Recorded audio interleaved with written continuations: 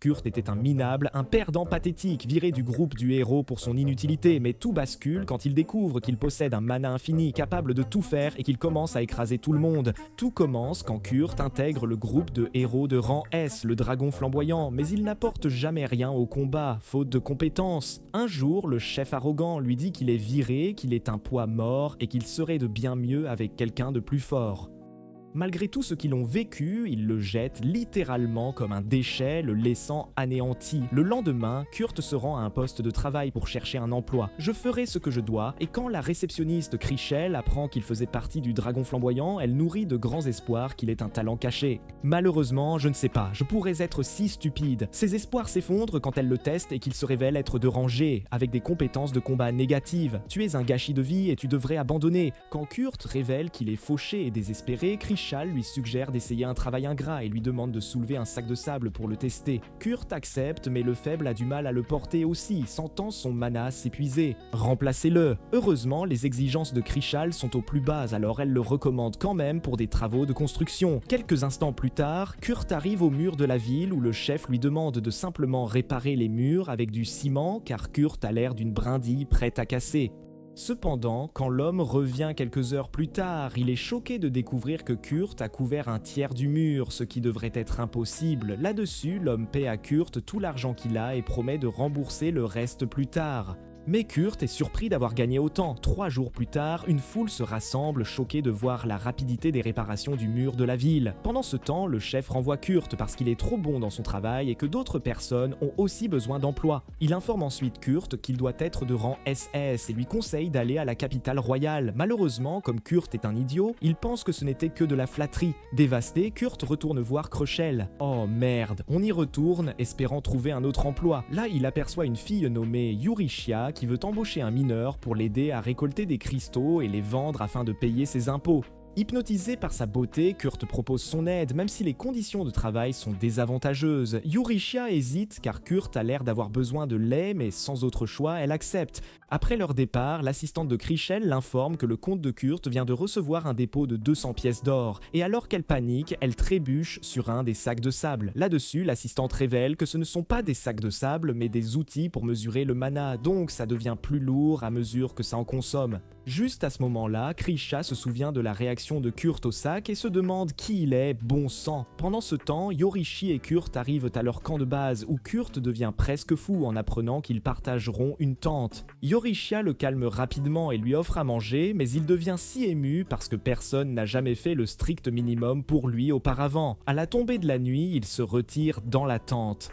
Mais quand Kurt voit Yorishi étendu comme un festin de Thanksgiving, il choisit de dormir dehors, ce qui impressionne Yorishi qui le teste en fait. Le lendemain matin, Kurt emmène Yorishi au meilleur endroit pour extraire des cristaux, mais il la choque en trouvant une tonne sans effort alors qu'elle avait eu beaucoup de mal à en dénicher. Il les convertit ensuite en cristaux magiques, ce qui la panique, car même les meilleurs mages mettent des heures à le faire. Mais comme Kurt a la puissance cérébrale d'un poisson rouge, il ne comprend toujours pas ce qui est si extraordinaire.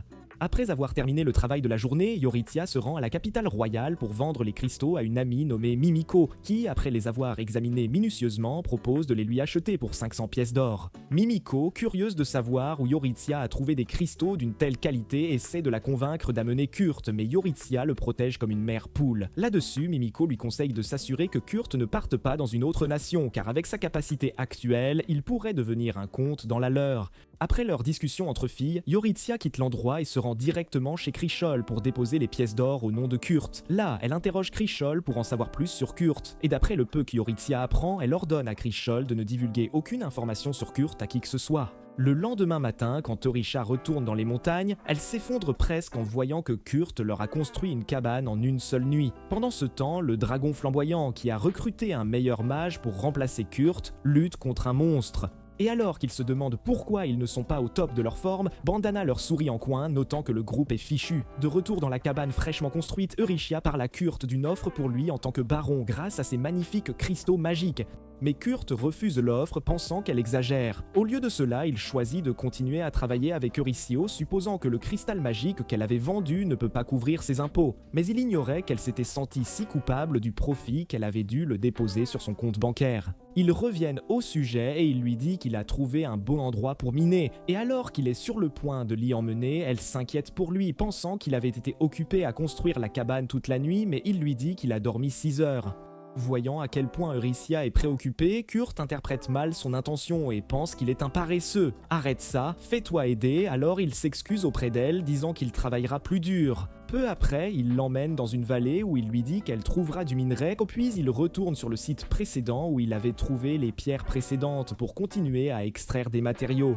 Eurycia creuse jusqu'au soir et elle célèbre après avoir trouvé une grande topaze, et elle veut instinctivement que Kurt la convertisse en pierre magique pour augmenter sa valeur, mais elle se corrige rapidement d'avoir pensé à l'utiliser pour elle-même. Après cela, elle retourne, devinant nonchalamment qu'il aurait construit une mine à travers les montagnes, et quand elle arrive, elle réalise que sa supposition était juste. Alors que Yoshiria entre dans la mine, elle essaie de réprimer sa réaction en se disant que c'est normal pour lui, mais elle finit par craquer à cause de l'immensité de la mine. Kurt, qui a l'air un peu morne, l'entend et s'approche d'elle avec beaucoup de roches brillantes, et quand elle lui demande ce qui ne va pas, il lui dit qu'il n'a pas pu récolter beaucoup du minerai qu'il cherchait. En entendant que les choses ne se passent pas comme il veut, Eurycia se détend, croyant que Kurt a aussi de mauvais jours. Mais quand elle l'interroge curieusement sur les roches brillantes qu'il avait ramassées, Kurt lui dit nonchalamment que c'est du mithril. À ce stade, le cerveau d'Eurycia a du mal à suivre car les auras que Kurt avait trouvées sont plus précieuses que l'or et le platine.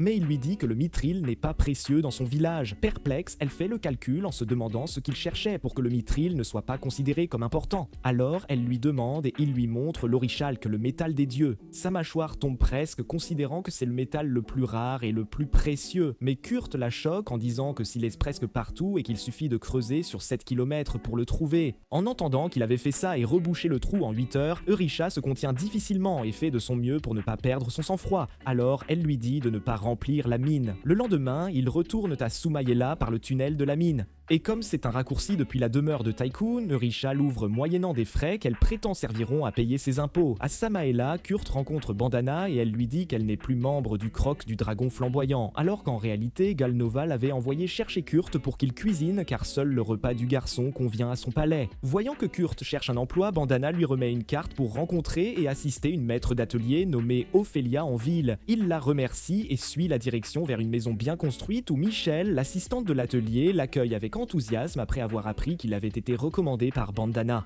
Elle l'emmène immédiatement directement à la cuisine qui semble avoir été infectée par des zombies pour qu'il fasse la vaisselle à sa place et en quelques minutes, il transforme le cauchemar de toute femme en un spectacle éblouissant.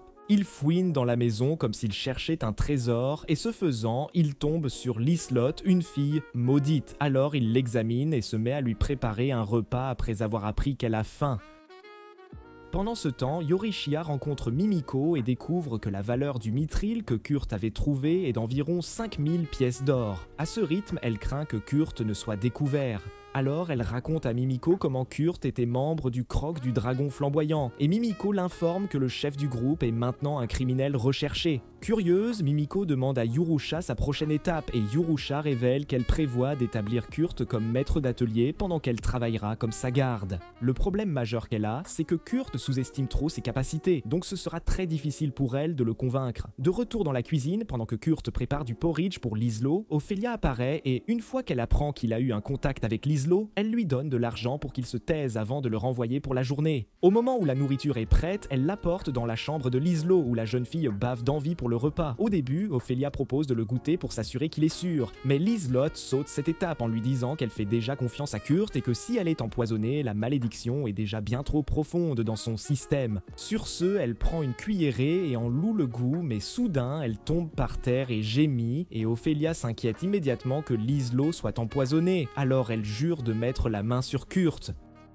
Mais à sa grande surprise, Lislot se lève, surprise, enfoirée, l'air saine et sauve, et Ophélia voit que la malédiction s'est estompée. Au même moment, ailleurs, une silhouette encapuchonnée s'excuse que la malédiction soit brisée, mais son supérieur lui dit de s'assurer que Lisalot perde la vie. Plus tard cette nuit-là, Ophélia emmène Liselotte rencontrer Mimiko, qui est avec Eurycia, et après leur brève présentation, les filles s'inclinent pour saluer Liselotte, qu'elles appellent la troisième princesse de leur royaume. Surprise de la voir, Mimiko demande ce qu'elle fait là, car elle avait entendu dire que Liselotte était malade. Alors Ophélia les informe que Liselotte avait en fait été maudite par des assassins qui ne voulaient pas qu'elle. La seule enfant du roi et de la princesse François, originaire de l'empire Grumako, doit vivre parce que Liselotte est le symbole de la paix qui unit les deux nations. Ayant appris que la malédiction de Liselotte est brisée, Mimiko découvre que la raison pour laquelle Liselotte est venue est d'aider à retrouver le lanceur de sorts.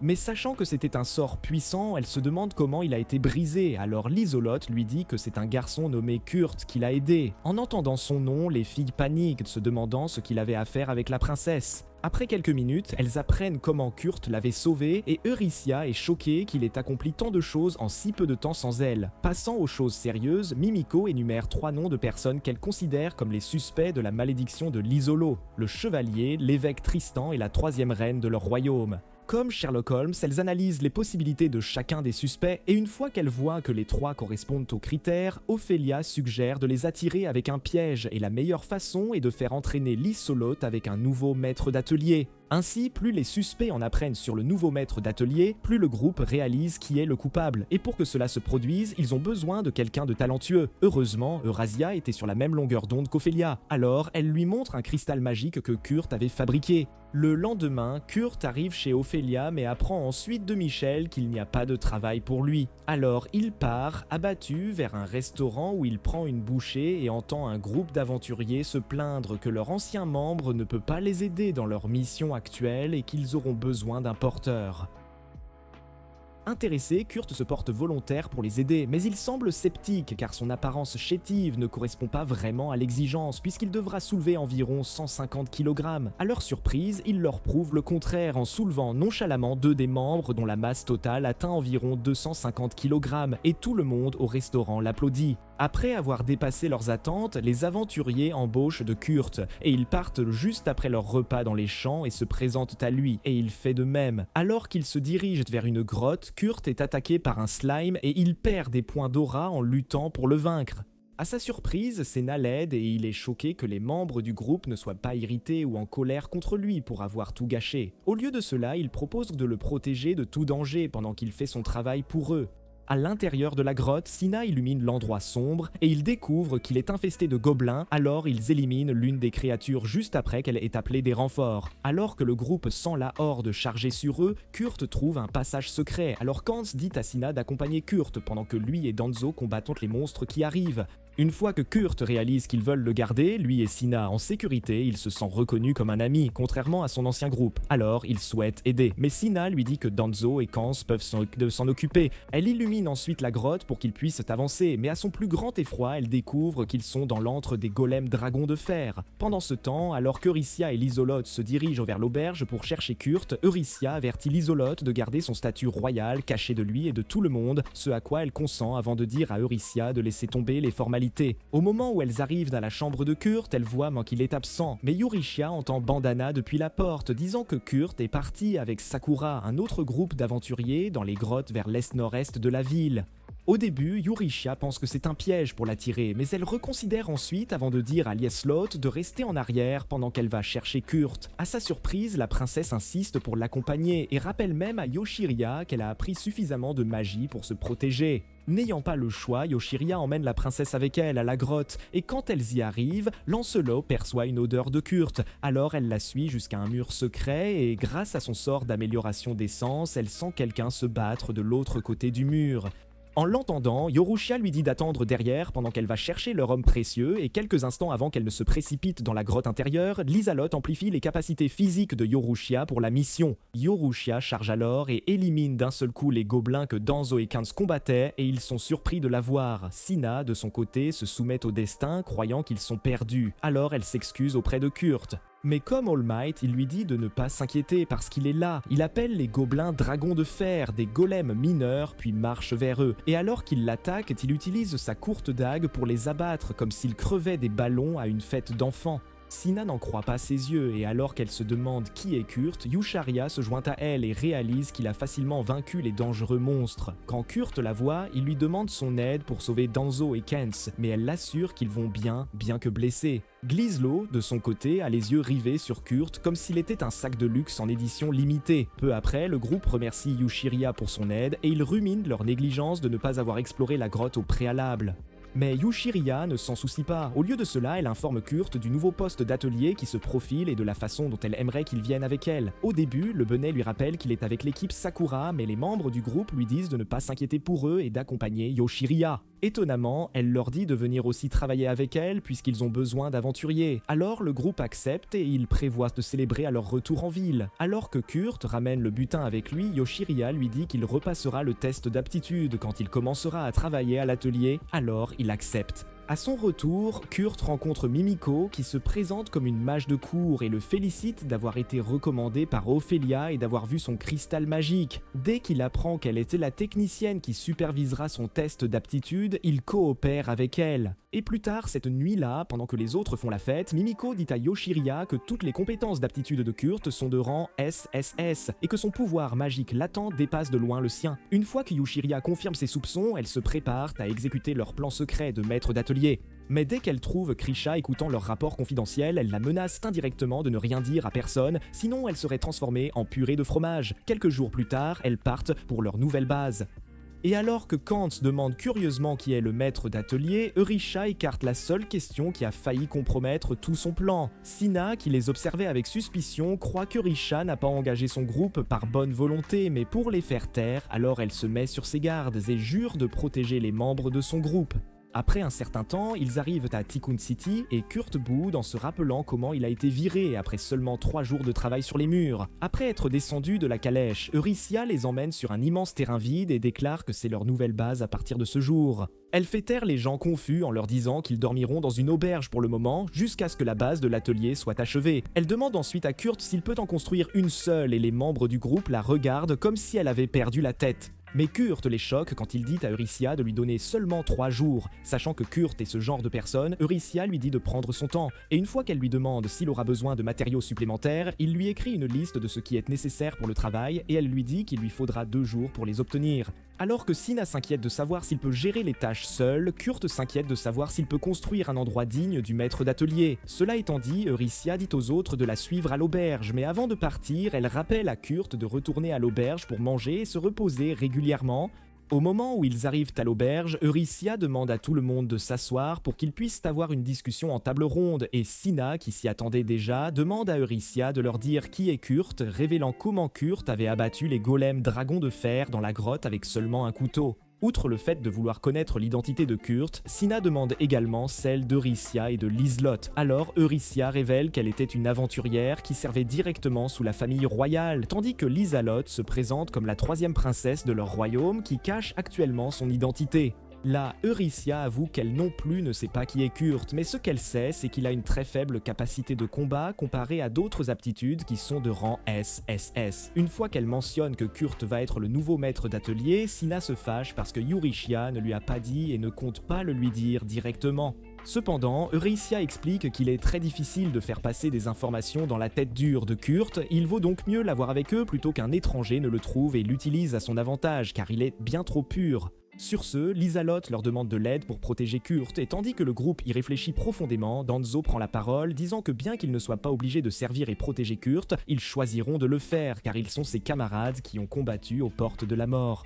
Tandis que les autres sont d'accord, Sina trouve difficile de risquer leur vie avec quelqu'un qu'ils connaissent à peine, mais quand elle apprend que cela ne fait que 6 jours que Risha a rencontré Kurt, elle s'excuse, se croyant la seule personne saine d'esprit dans la pièce.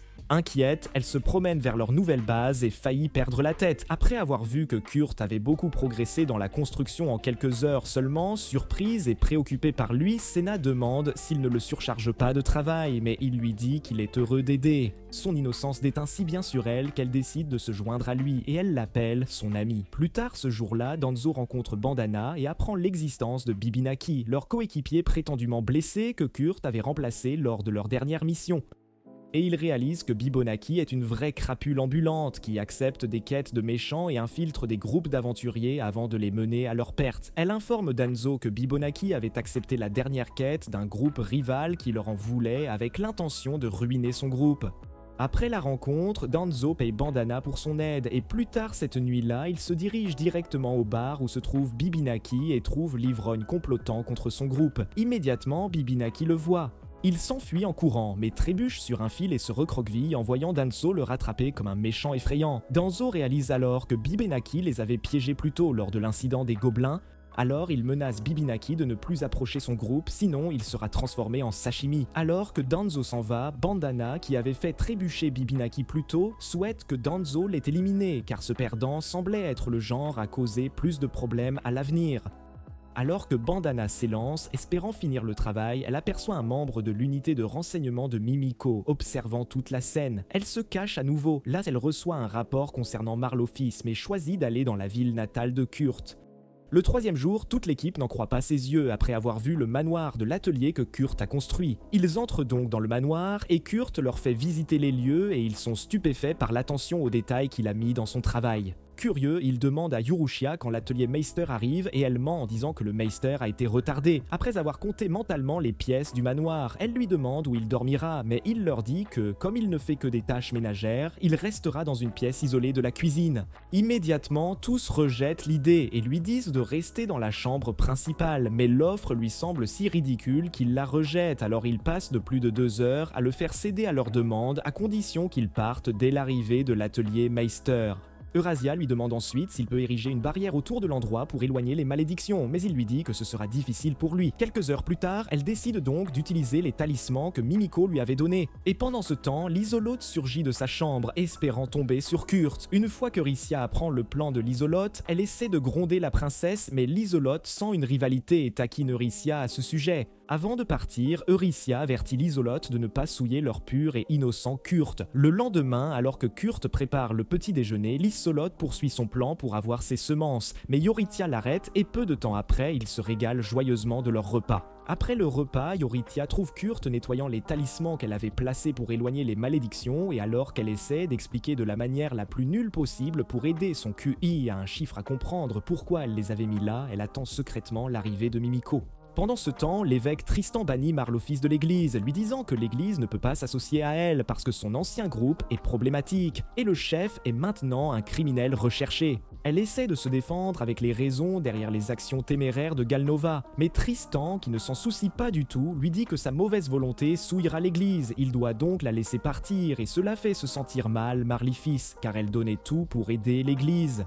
Cependant, Tristan lui offre de la pardonner si elle peut lui accorder une requête, alors il lui verse un vin à boire. Quand elle l'avale d'un trait, une malédiction apparaît sur son abdomen et Tristan lui ordonne d'anéantir l'Islide si elle veut qu'il se débarrasse de la malédiction fatale, alors elle accepte la tâche. Plus tard, cette nuit-là, alors qu'elle dort dans la douleur, elle voit un seigneur démon lui sourire. Au fil des jours dans le manoir, une fois pendant le petit déjeuner, Yurushia note que rien de mal n'est arrivé à l'Islelote malgré l'absence du talisman. Puis, quand l'Islelote remercie Kurt pour sa nourriture, croyant que cela la guérira si jamais elle était maudite à nouveau, Kurt lui dit de ne plus s'inquiéter d'être maudite. Confuse, Yorushia lui demande d'élaborer. Alors il explique que la raison pour laquelle il ne peut pas créer de barrière dans le manoir comme elle l'avait voulu est que le manoir entier sert de barrière pour refléter les malédictions, et il l'avait modifié de telle sorte que quiconque leur jettera un sort brillera.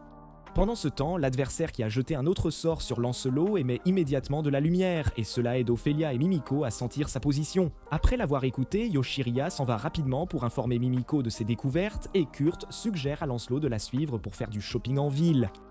Puisqu'elle n'a pas mis le nez dehors depuis qu'elle est arrivée au manoir, mais elle semble perturbée et rejette l'offre. Plus tard ce jour-là, Eurycia rejoint Ophélia et Mimiko pour localiser le lanceur de sorts, mais elle trouve son cadavre lumineux et réalise que son allié l'avait éliminé pour avoir failli leur brûler les yeux. Après avoir été témoin de la capacité de Kurt, Ophélia suggère qu'elles empruntent son aide pour attraper les gens qui en veulent à l'Islide. Mais Eurycia dit qu'elle s'en occupera elle-même parce qu'elle ne veut pas mettre Kurt en danger. Alors Mimiko accepte et leur dit qu'elle fera garder l'atelier par l'un de ses officiers. Tout à coup, ils entendent la cloche d'urgence de la ville sonner et apprennent que plusieurs milliers de squelettes marchent vers la ville. Alraid, le capitaine des chevaliers de la ville, discute avec Générique, son vice-capitaine, sur la manière d'affronter les squelettes, et tandis qu'ils se disputent, il voit de multiples squelettes se dissoudre au contact du mur nord et ouest. Alraid apprend que cela a quelque chose à voir avec Kurt qui a réparé les murs. Ailleurs, alors que Marletti lutte pour maintenir le sort utilisé pour invoquer les squelettes, elle se demande pourquoi et comment l'évêque a forgé une connexion avec le démon. Alors que le seigneur démon épuise sa magie pour invoquer les vagues de squelettes, il note qu'il utilisera son âme pour l'alimenter puisque sa magie n'est pas assez grande pour l'opération. Et une fois que Marlofis réalise qu'elle ne va pas s'en sortir, elle comprend enfin que Tristan l'a piégée. Le lendemain, Eurychia retrouve les autres au manoir et elle les informe de la situation actuelle et de la façon dont les murs nord et ouest purifient les hordes d'ossements. Alors qu'elle se demande comment combattre les monstres qui peuvent contourner les murs, une idée lui vient à l'esprit, alors elle dit à Kurt qu'elle va faire un peu de nettoyage au front. Désireux d'y aller, Kurt propose de l'accompagner, mais Eurychia rejette son aide et lui dit de rester au manoir et de surveiller l'Isolo, et cela rend la princesse heureuse car elle peut l'avoir pour elle toute seule. Eurythia se dirige ensuite vers le coffre-fort pour prendre des pierres magiques qu'elle a utilisées pour ses plans, puis elle part avec Namiko et Ophelia pour rencontrer Alraid et lui demander son aide pour attirer l'attention des monstres, afin qu'elle puisse se rendre aux ruines pour couper la source des monstres. Alraid est immédiatement sceptique à cause de son plan imprudent, mais quand Ophelia et Mimiko lui montrent un cristal magique qu'elles appellent leur atout, Alraid propose d'accompagner Eurythia pendant que son vice-général dirige l'escouade de diversion. En entendant cela, Générique n'est pas d'accord, mais Alraid reste catégorique et il demande à Ophelia et Mimiko d'aider également à protéger la ville. Avant de se séparer, les hommes se versent une tasse d'eau et jurent de rester en vie pour qu'ils puissent partager un autre verre. Une fois que Eurychia et Alraid arrivent à la porte ouest, ils voient beaucoup de squelettes près de la porte, alors Eurychia jette un cristal magique sur les crânes et il explose, transformant toutes les créatures en cendres et dégageant un chemin pour qu'ils puissent partir. Pendant ce temps, Kurt fabrique une épée courte à partir d'une pierre de mithril et il appelle ça un échec, mais Lysalo la voit et lui dit qu'elle l'aime, alors il la prévient de sa dangerosité et de sa magie avant de la lui donner. Voyant son sourire après avoir reçu le cadeau, il interprète mal son intention d'essayer de le remonter le moral, alors il devient sérieux et lui demande si quelqu'un lui en veut. Et voyant qu'elle a été démasquée, Lyslid s'excuse de les avoir impliqués, lui et Eurythia dans son désordre, mais il lui dit qu'il ne le ressent pas ainsi. Se sentant toujours coupable, Lysolote lui dit que Eurythia risque sa vie en allant aux ruines de l'Ouest, et quand il apprend le motif d'Eurythia, il fait le rapprochement et réalise qu'elle est allée vaincre celui qui en veut à l'Isolo. Cela le fait se sentir mal car il ne peut pas protéger l'Isolote dont il prétend se soucier et une fois qu'elle l'entend le dire aussi purement que possible, elle est immédiatement frappée par l'amour. Comme d'habitude, il gâche ses chances de marquer un point et il garde son innocence un peu plus longtemps. Mais après avoir vu le regard impuissant de l'Isolote, il la convainc de le suivre et de nettoyer les ruines de l'Ouest. Au début, elle est inquiète mais il lui dit qu'ils traceront un chemin. Quelques minutes plus tard, l'Isolote s'habille pour la mission et pendant ce temps, elle balance l'épée au-dessus de sa tête, curieuse de voir ce qui se passera malgré l'avertissement de Kurt. Mais alors, une figure mystérieuse apparaît. Au fond de la forêt, Aurette et Eurythia luttent contre les squelettes malgré avoir progressé très loin, et c'est parce qu'il manque de cristaux magiques. À un moment donné, Alraid est blessé et Eurythia est entourée par les cadavres ambulants. Tout à coup, le groupe Sakura apparaît et les rejoint dans le combat, et avec leur aide, Eurythia et Aurette arrivent à l'entrée des ruines. Il donne une soupe à Aurette, ce qui le surprend car après l'avoir consommée, sa blessure guérit instantanément et juste après, le groupe affronte les squelettes, créant un chemin pour qu'Olrad et Eurychia puissent se charger dans les ruines. Alors qu'ils se frayent un chemin en s'enfonçant plus profondément dans les ruines, le seigneur démon les voit et il est impressionné par leur progression dans la tentative de ruiner ses plans. Alors il décide de leur rendre visite. Dès que Eurychia voit le démon, elle lui jette immédiatement un cristal magique, espérant infliger des dégâts. Mais à sa surprise, le démon semble imperturbable. Puis il leur dit que l'attaque aurait fonctionné s'il n'avait pas une vie infinie. Mais Orei essaie de confirmer la théorie en attaquant le démon avec son épée et il est choqué quand le seigneur démon encaisse le coup comme un homme. Ce qui est pire, c'est que les blessures guérissent instantanément comme si Orihime avait utilisé le rejet d'événements. Il loue ensuite leur force mais leur dit qu'ils échoueront. Alors il révèle comment leur force principale et de diversion lutte contre les guerriers crânes. Mais Alraid crie que ces hommes ne s'inclineront jamais devant les squelettes. Pour leur prouver le contraire, le démon invoque plus de hordes de squelettes pour les faire désespérer, mais il lui coupe la tête et poignarde son cœur pour arrêter tout le processus. Malheureusement pour le duo, il ramasse sa tête avec désinvolture avant de menacer d'envoyer plus de démons pour briser la défense et déchirer l'Islote en morceaux. Yushiria tremble en imaginant l'explication grotesque, mais Alraid essaie de la faire se concentrer, ce qui ne fonctionne pas car elle est troublée par le fait que toutes leurs attaques ne fonctionnent pas sur le seigneur démon. Pendant ce temps, Marlifus, qui est à bout de force, lutte pour suivre et souffre de fortes Kurt crampe de faim.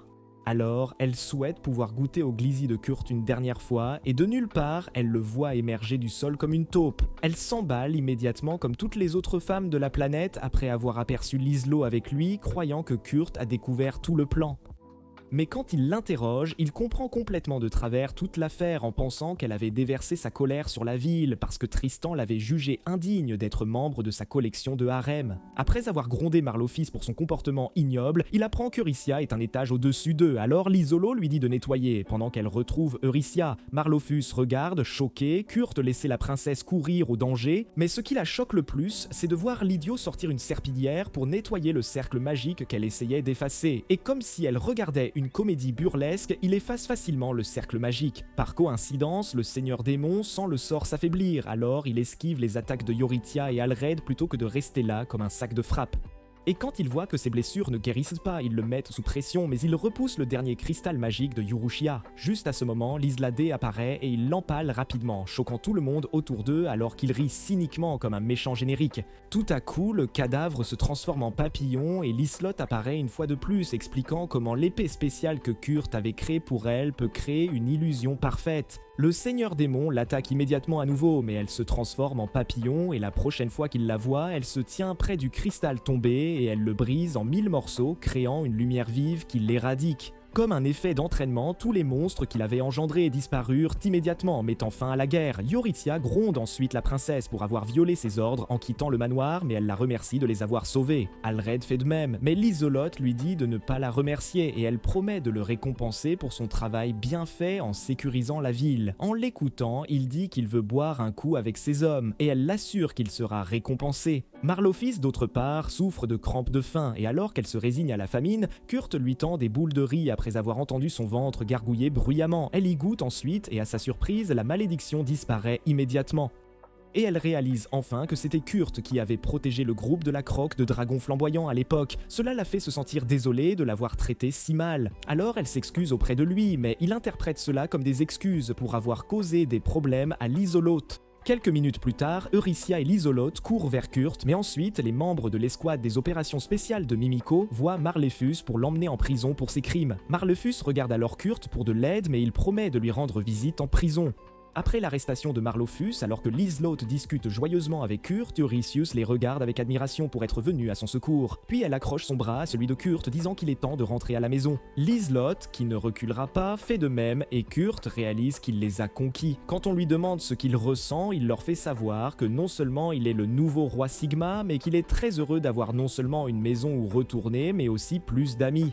Plus tard, cette nuit-là, après avoir vu les soldats engloutir silencieusement le festin qu'il avait préparé pour célébrer leur victoire, Kurt pense qu'il a raté le menu, alors il propose de leur faire un meilleur plat, mais Alred lui dit de ne pas s'embêter car ses hommes l'apprécient. Liselot présente ensuite Oreid à Kurt comme le capitaine des chevaliers, et Kurt réalise qu'Oreid était l'homme qu'il avait temporairement employé pour réparer les murs de la ville. Kurt lui dit joyeusement à quel point il aime la ville et les hommes blessés sentent leurs blessures guéries juste en participant au festin.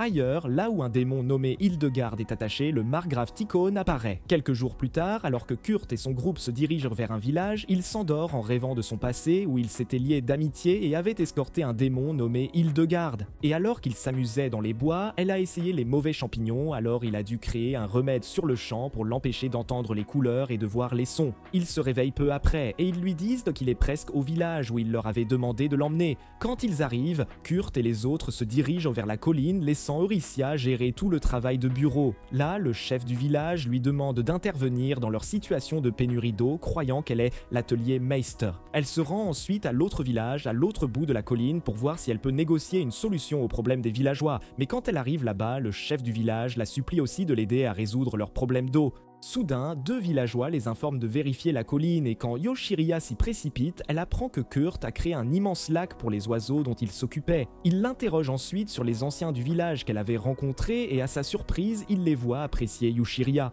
Alors, il la félicite intérieurement pour sa diligence. Pour remercier le groupe de l'atelier de leur aide, les villageois leur donnent une variété d'œufs et alors qu'ils retournent à la base, Kurt promet d'utiliser les œufs pour leur préparer de bons plats. Réalisant enfin que Liselot n'avait pas été avec eux, Eurycia informe Kurt que Liselot est avec Tikhon, rapportant l'affaire des monstres qu'il avait affrontés il y a quelques jours. Tout comme Eurychia le lui avait dit, Lysalo et Alrei dînent avec Tikkun et sa suite, et la vieille Baderne, qui a des affiliations avec le royaume de Gurumaku, essaie de gagner Lysalot à sa cause pour renforcer son autorité. Alors qu'il essaie d'utiliser des moyens pour obtenir plus d'informations sur le Meister, Lysalot lui répond avec coquetterie, balayant chaque rumeur qu'il a jamais entendue. N'ayant pas le choix, Tikkun lui dit qu'il aimerait nommer l'atelier Meister comme vice-roi sur un morceau de terre sans nom près de la terre des démons, et Lancelot réalise que cela forcera l'atelier Meister à faire une apparition publique. Elle essaie de jouer ses cartes correctement en disant qu'elle devra discuter davantage avec le Meister, mais Tycoon n'y croit pas, et il lui rappelle qu'elle a reçu l'autorité de prendre des décisions en tant que représentante du Meister. Alors, Tikkun fait appel à Alred pour connaître son opinion sur la question. Lysalot souhaite silencieusement avoir parlé à Alred de la situation de Kurt à l'avance. Alors, elle tenta sa chance, espérant qu'Alred ne tomberait pas dans le piège de Tycoon. Mais la tête de mule de chevalier anéantit son espoir en étant d'accord avec Tikkun pour nommer le Meister comme vice-roi. Lysalot essaie de s'opposer, mais ce faisant, elle révèle par erreur quelques informations sur l'identité du Meister et Tikkun apprend finalement le genre du Meister.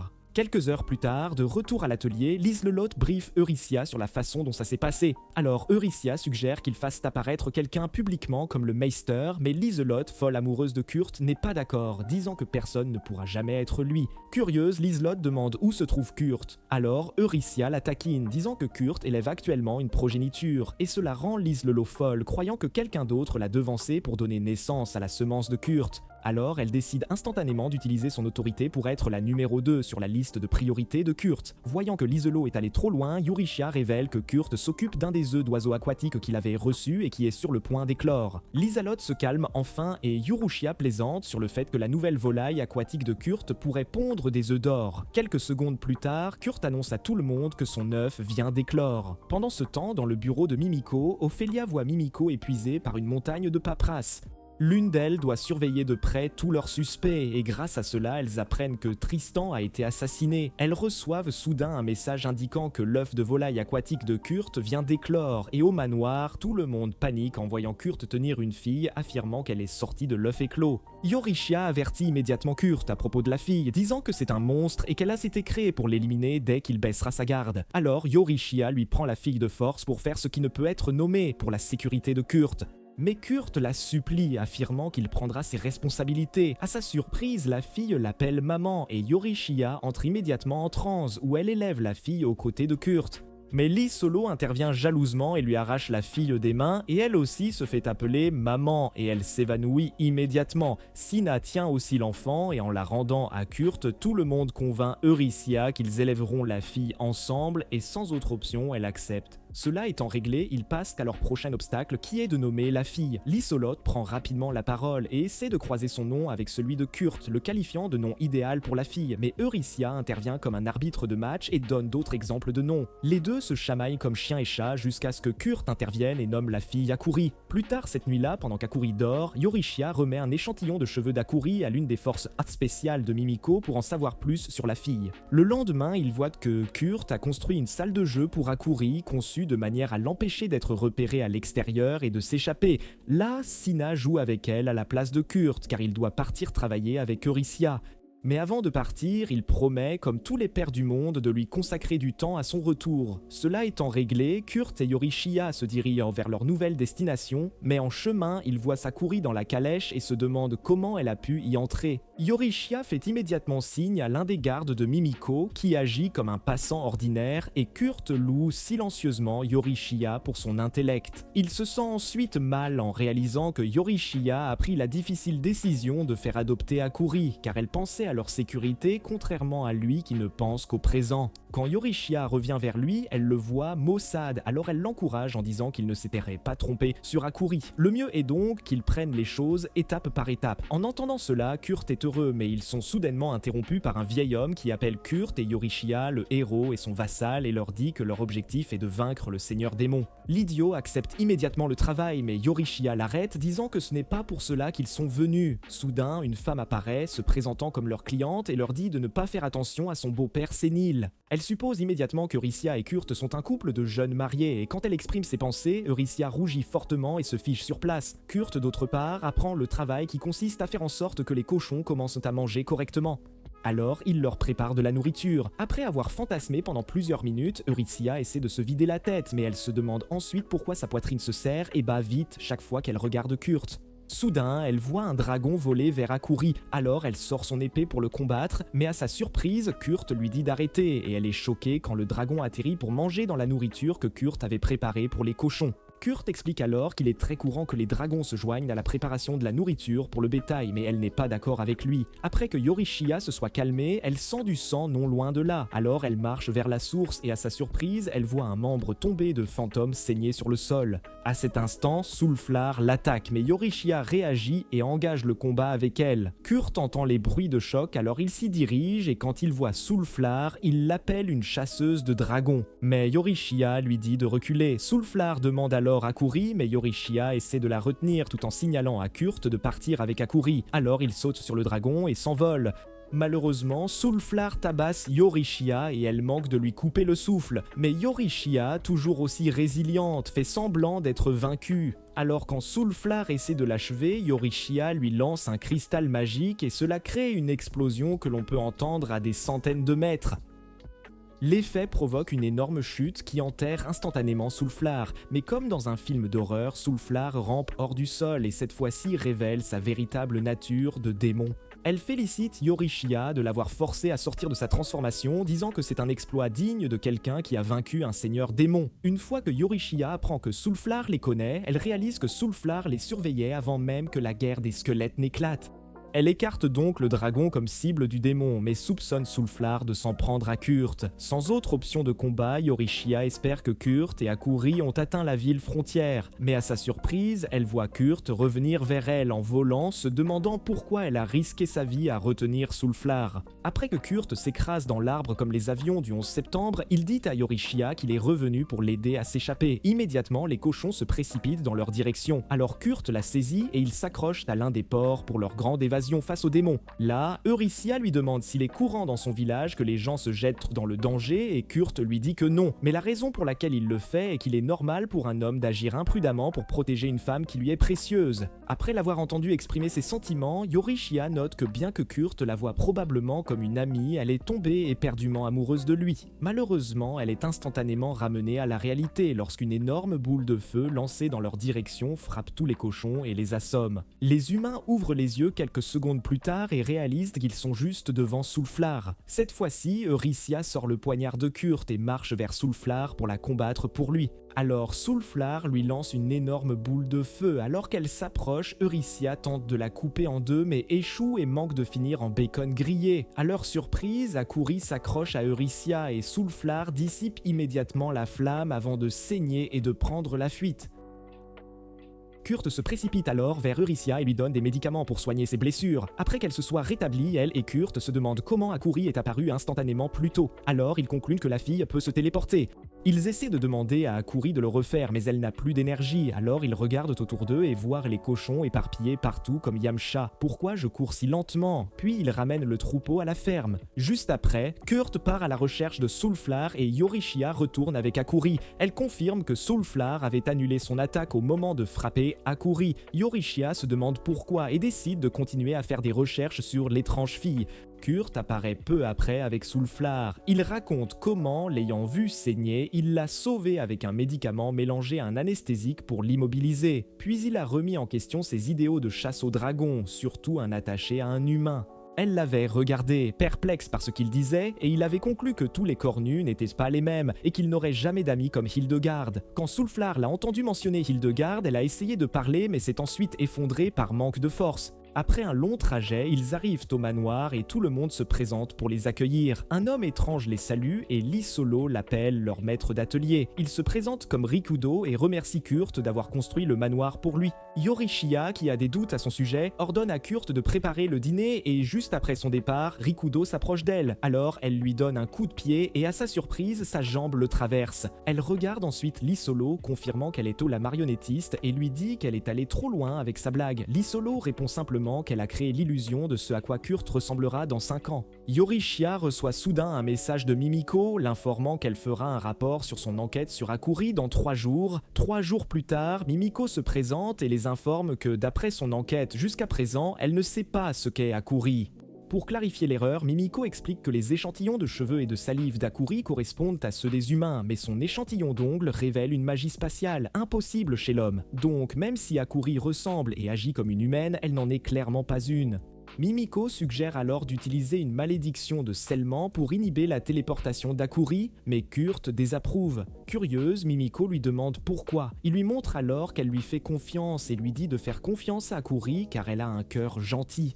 Alors il insiste pour qu'Akuri reste avec lui. Tous les autres se portent de garant d'Akuri et Mimiko les laisse sur cette question. Alors qu'elle se dirige vers l'emplacement de Sulflar, Kurt demande à Mimiko de ne pas la jeter en prison. Mais quand Mimiko arrive, elle s'excuse, disant que Sulflar fera face à pire que la prison. Sur ce, elle réveille le démon pour l'interroger. Et après avoir nargué Sulflar pour qu'elle utilise ses flammes, Mimiko révèle que la pièce a une barrière qui scelle la magie.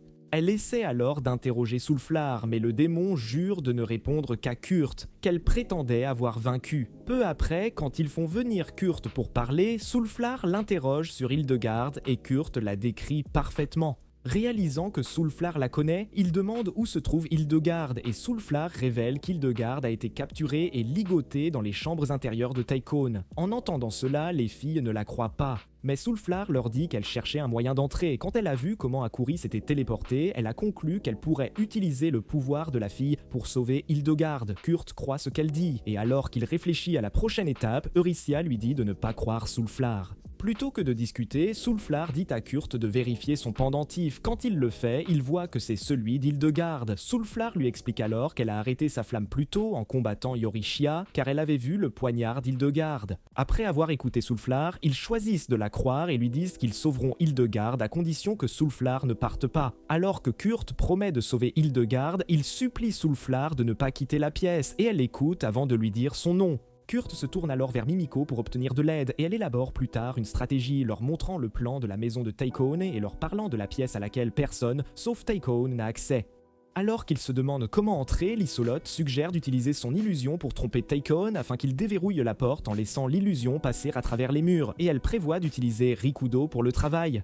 Elle leur dit que le meilleur moment pour exécuter le plan est le 3e jour, pendant un festival qui aura lieu dans 3 semaines. Mais pendant les 2 premiers jours, elle parie avec Eurycia sur qui aura Kurt pour elle seule en premier.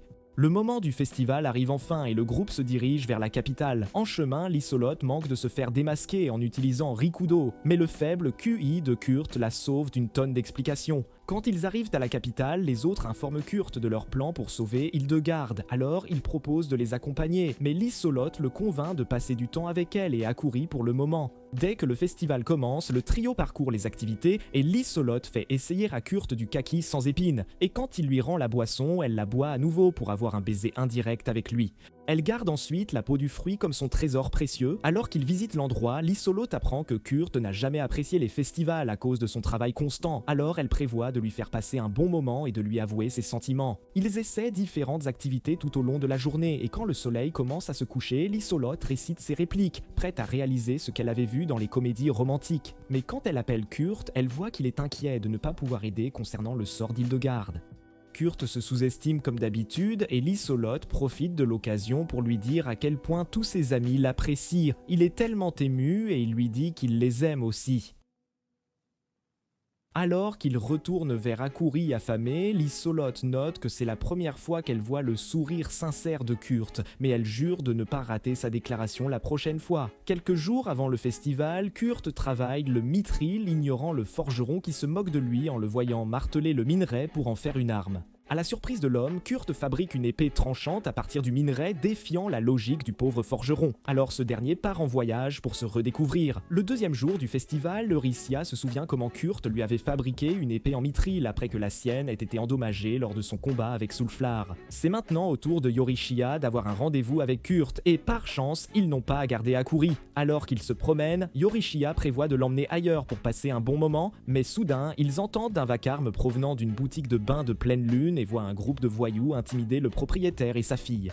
Un jour normal, Eurycia agirait rapidement pour régler l'affaire, mais cette fois-ci, elle veut juste marquer des points avec Kurt. Malheureusement, Kurt se dirige vers le vacarme et il défie les voyous demandant une explication. Mais quand il les entend insulter les bains du magasin, il les essaie et loue l'effort du propriétaire. Cela énerve les voyous, alors l'un d'eux le repousse pour avoir pensé qu'il était le prochain Gordon Ramsay.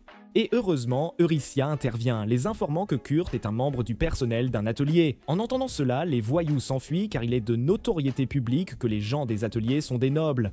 Kurt examine ensuite le propriétaire, réalisant qu'il a un os cassé. Il le porte et se précipite à l'hôpital le plus proche, ignorant le conseil d'Eurycia de le soigner lui-même. Elle boude immédiatement après avoir été larguée lors de son premier rendez-vous, mais en voyant Luna, la fille du propriétaire, pleurer, Eurycia la console. Soudain, elle aperçoit Fantôme vendant des cactus sans épines, alors elle va en chercher. Fantôme lui dit qu'un concours de cuisine a lieu ce jour-là, le stand de bain ayant un grand potentiel de victoire, le restaurant Gargile, très populaire et double vainqueur, a envoyé des voyous pour saboter la concurrence avant le match.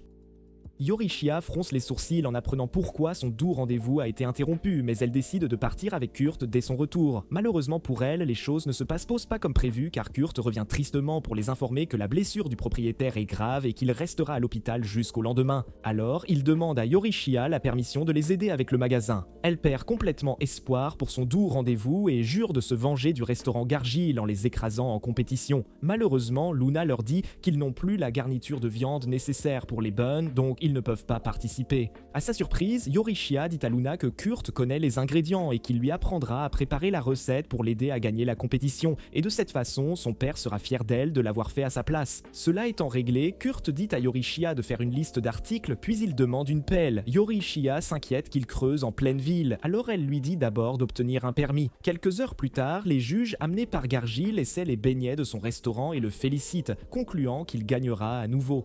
Tout d'un coup, il voit un grand afflux de gens mangeant des bains, alors il s'y rendent. Gargile est stupéfait de voir son concurrent non seulement en activité, mais aussi avec une source chaude, malgré l'embauche de voyous pour les vandaliser. Luna voit les juges et leur tend rapidement un échantillon à essayer, et quand ils ouvrent le bain, ils hésitent à le goûter à cause de la couleur foncée. Alors Luna explique que c'est un dessert oriental populaire appelé Anko. Alors que les juges essaient les bains, ils en tombent amoureux, ce qui énerve Gargile. Il les essaie pour les contredire, mais atteint l'extase. Eurycia apparaît ensuite et explique comment Kurt a utilisé les sources chaudes qu'il avait trouvées comme ingrédients pour les bains, mais Gargile ne la croit pas. Au lieu de cela, il trouve toutes les raisons de contredire Eurycia, mais toutes ses tentatives sont rejetées. N'ayant plus le choix, il appelle le juge pour lui rappeler leur accord, mais le juge rejette l'argent de Gargile et dit qu'il ne peut pas donner une mauvaise critique au stand. Gargile aperçoit soudain les voyous qu'il a engagés dans une ruelle, alors il s'y rend pour les réengager afin de saccager le stand de la pleine lune. Mais à sa surprise, les hommes se transforment en Lee Solo et 2 agents des opérations de spécial. Eurycia apparaît ensuite et l'accuse de tous ces crimes qu'elle a découverts grâce à l'illusion de Lisolot qui a trompé ses hommes du château. Eurycia lui dit alors d'abandonner et de se rendre, mais Gargile essaie d'attaquer Lisolot avec un couteau, mais il est arrêté et plaqué au sol. Là, Eurycia l'accuse de trahison et Lisolot se présente comme la 3e princesse du royaume. En quelques secondes, Gargile est embarqué et traîné dans une cave. Quelques heures plus tard, Tychone apprend l'arrestation de Gargile et s'inquiète de savoir qui organisera la fête chez lui puisque Lisolot viendra le lendemain.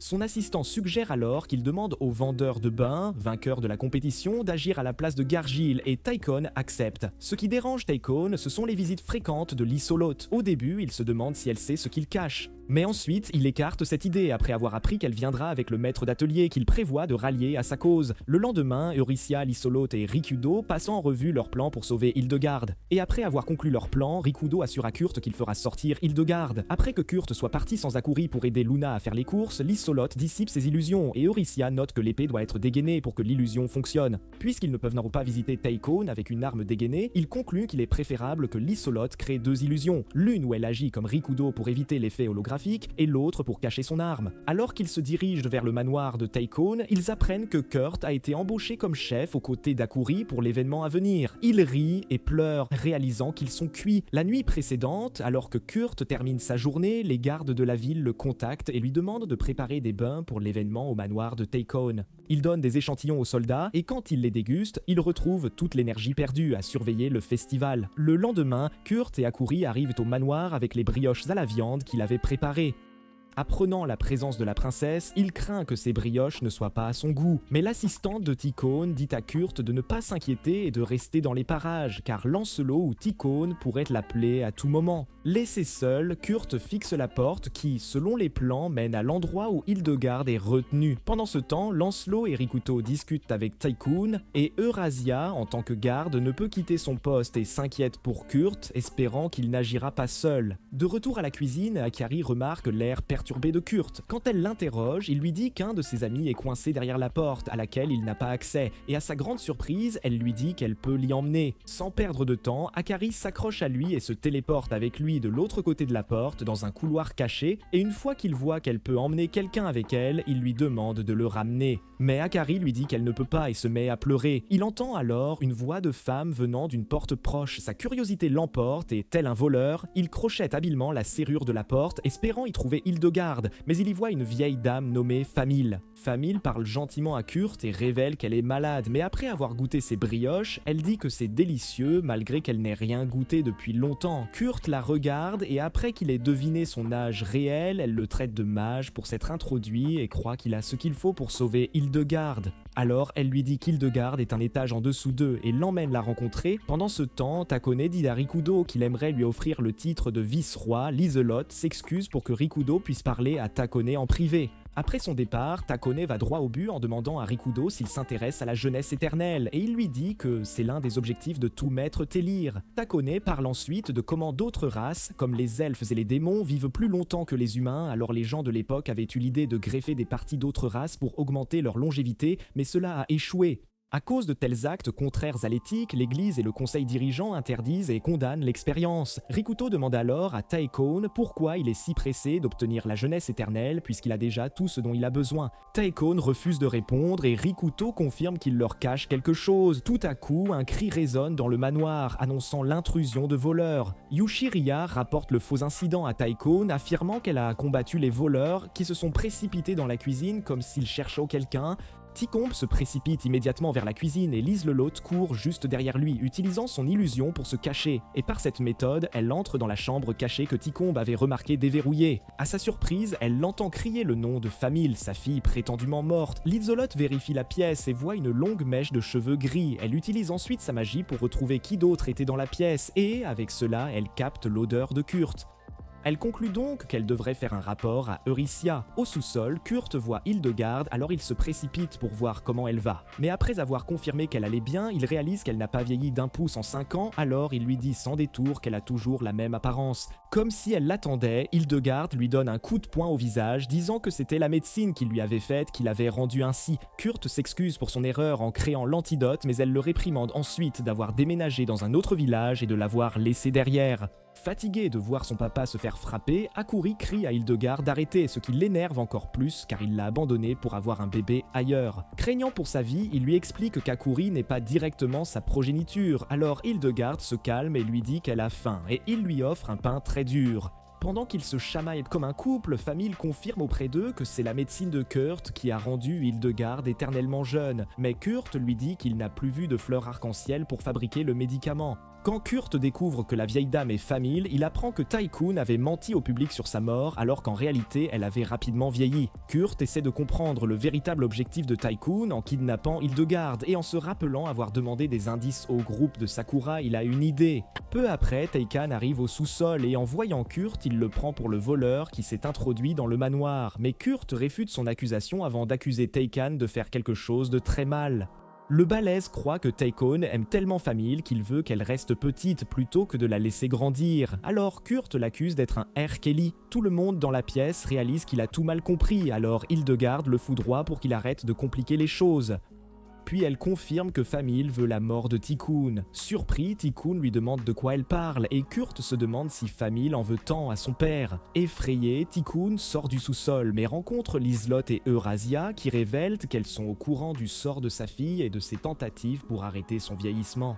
Tycoon l'admet et mentionne même qu'il a fait tout ce qu'un certain homme lui avait dit de faire, mais rien n'a fonctionné. Alors il est frustré et il brise les anneaux à son doigt pour invoquer un diable. À sa surprise, rien ne se passe, alors Liselotte lui explique que les lignes clés du flux magique pour invoquer les démons ont changé à cause de la source chaude creusée précédemment, ce qui signifie qu'il ne peut pas invoquer de démons en ville. Même si c'était un coup de chance qui a déjoué le plan de Tycoon, Lancelot agit comme si elle avait vu clair dans ses manigances depuis des lustres. Soudain, Hildegarde apparaît avec une épée et elle apprend que les filles sont les amies de Kurt. Alors elle agit de manière possessive comme une épouse jalouse, mais Lancelot ne laisse pas passer et elles se livrent une bataille mentale. Heureusement, Usuria les arrête et Hildegarde leur dit qu'elle est venue se débarrasser de Tikkun parce qu'il finira par invoquer un démon pour son vœu d'âme. Confuse, Takan lui demande pourquoi Famille a ordonné son exécution et Hildegarde lui dit que c'est parce qu'il ne connaît pas le souhait de sa fille et qu'il prévoit de sacrifier des vies innocentes pour elle. Incapable d'accepter que Famille se soit rendue au destin, Teikan dit qu'il est prêt à se sacrifier ou à sacrifier d'autres juste pour que Famille vive normalement. Hildegarde balance alors sa lame pour l'éliminer, mais à la surprise de tous, Famille, qui apparaît à son âge réel, arrive en courant pour les arrêter. Elle court vers Tikkun, qui n'en croit pas ses yeux, et lui dit que Kurt l'a guéri avec ses brioches à la viande. Les autres ne sont pas si surpris, car c'est une promenade de santé pour Kurt de toujours faire quelque chose de nouveau. Pendant ce temps, la paralysie s'estompe peu à peu. Kurt demande à Akuri de lui donner une pilule de son sac, et une fois qu'elle l'a fait, il commence à bouger librement. Lys-le-Lot, d'autre part, condamne les actions de Tikkun, et même s'il aurait dû être arrêté, elle le pardonne en disant qu'elle agit actuellement en tant que membre de l'atelier, alors elle lui ordonne d'aider leur atelier à partir de ce moment-là.